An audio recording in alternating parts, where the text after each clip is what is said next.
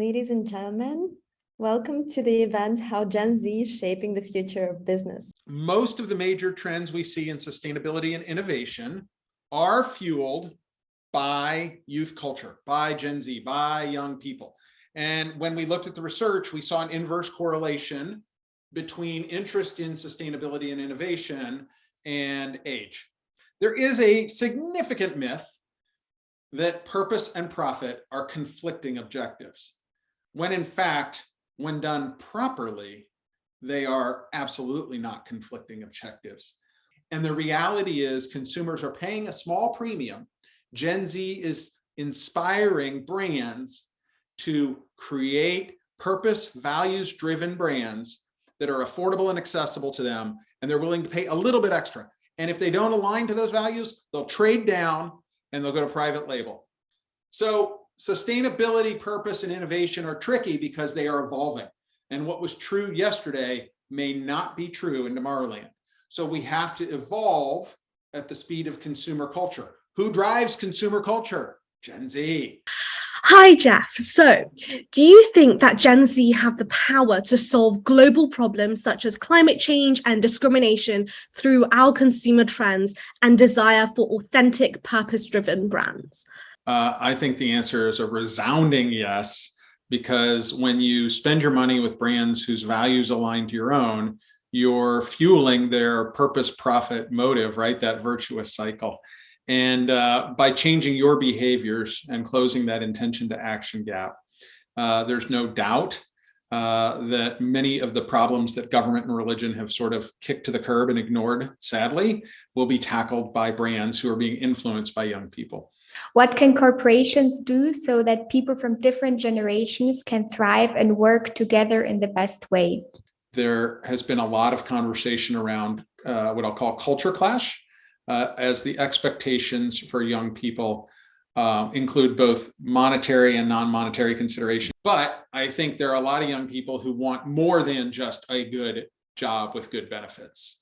And they want to feel like they're valued, and they want to feel like their company is trying to make a difference, which includes making a profit and taking actions to make the world better, which means that many young people, not everyone, will have the privilege to choose company A over company B based on values. I think a great way like corporations can thrive together with young people is to like sort of take a chance on them and give them maybe like this responsibility or room to be creative in maybe projects or in their work.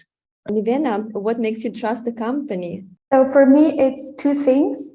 One thing is also what Jeff has on his t-shirt, which is purpose. So if a company has a real purpose, a why, I think that's part of the success that they have, because then people can really identify with the brand, with the company, and with the products. And the second thing is being honest and transparent. Adding on to Nevena's one, like I also have like two things I look for. I'm not going to lie. The first thing is definitely packaging. If it's like really aesthetic looking, I really want to buy it. Like maybe bright colors like yellow. And the second thing, just like supporting Nevena. Like if a brand is really honest about what they put in their ingredients, if they're sustainable, if they're clean. I know different people have different ideas of what clean means. Clean like makeup, in terms of makeup, food. So if it resonates with me, I would definitely purchase it more, and it's innovative for me. What companies the panelists would like to work for if you could choose? I would love to work for a company that values me as a person, my interests. So recently I've been looking into this brand called Canva.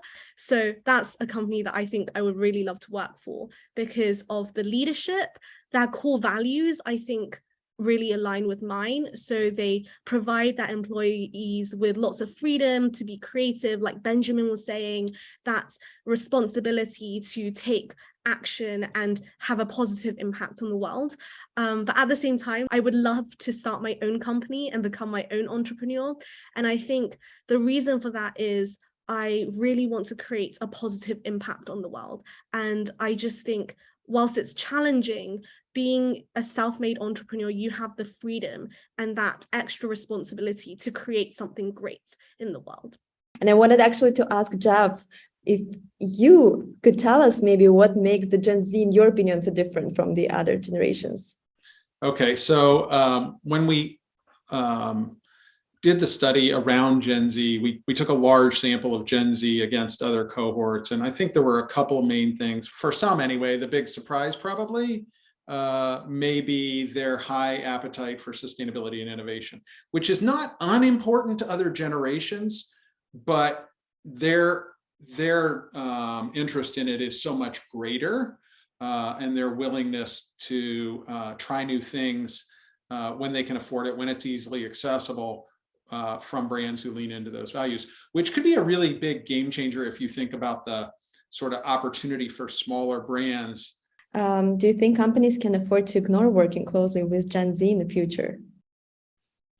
Well, statistically, it would be challenging if you're a larger brand to ignore Gen Z, because you're going to need to attract and, most importantly, retain Gen Z.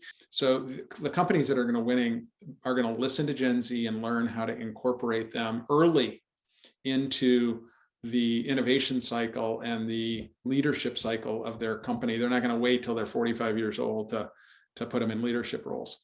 What do you imagine for your future? I think a future I would want to live in is one where everyone all over the world has equitable access to opportunity. And for me, what that means is we need to start making sure that everyone has food to eat every day. Everyone has a roof over their head. There is no longer any racial or sexist discrimination. No more crime, no more conflict. I think, as Jeff was saying before, the SDGs are fundamental to our success in the future. The SDGs are our North Star. And I think in our future, if we can achieve those sustainable development goals, then we are moving towards a future that has equal opportunity for everyone. And that's one that I would really love to live in.